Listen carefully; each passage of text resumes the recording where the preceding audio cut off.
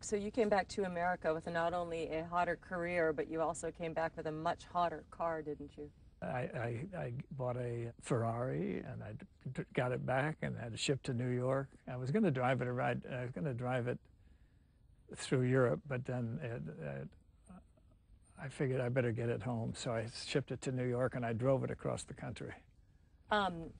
You find great satisfaction in making biographies, and it looks like you're doing more and more of those as your career progresses and gets hotter. Well, I always enjoy biographies because it always tells you something about the people you've read about throughout the years, and in some cases, and sometimes people that have never had any particular promotion. For instance, in Changeling, I knew nothing about that story. It was just taken out of police records from the 20s, early 30s in Los Angeles, California, and then also in Invictus.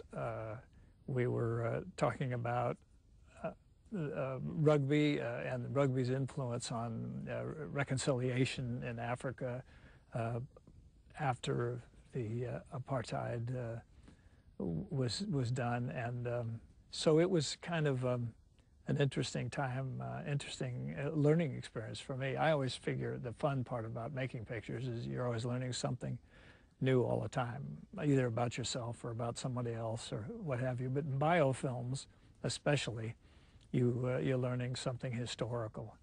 And I've enjoyed very much doing those films. My new film that I'm going to commence almost immediately, fairly soon, we're preparing on now, is a film called Hoover, and it's on J. Edgar Hoover, who was the most powerful man in America at that time, and one of the most powerful men ever, really, not necessarily in rank, but in just the knowledge he had about everything that was going on.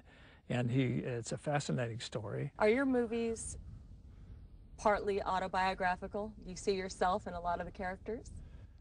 No, I don't see myself in a lot of the characters. I don't think of myself in terms of myself. I think of myself in watching myself on the screen as characters portrayed. But I suppose there's a little bit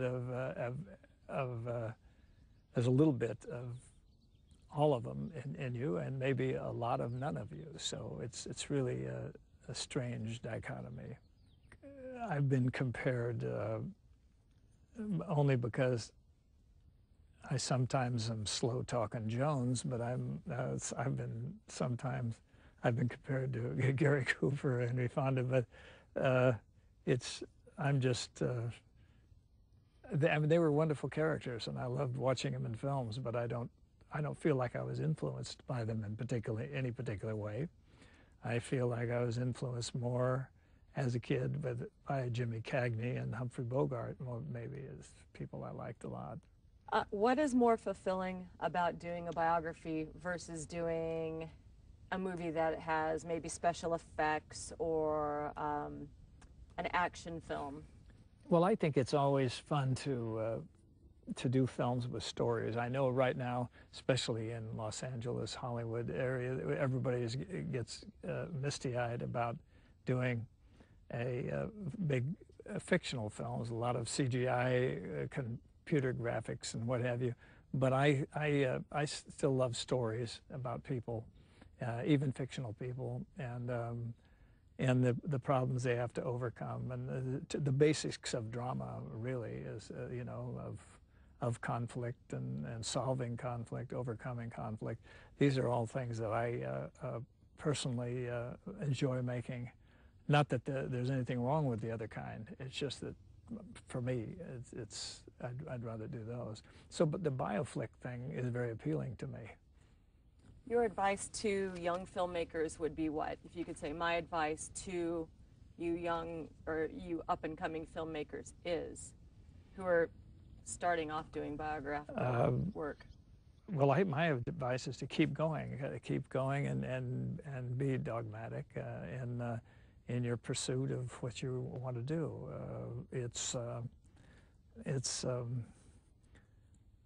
a great profession. It's a lot of fun, but it's very difficult in the sense that you know, you're at the mercy of what people might want, and or what they don't want, or you're at the mercy of people who are prejudging what people might want, and half the time they don't know what anybody wants. So we're all just guessing, and I'm just guessing. When I do a film, I'm just making a film.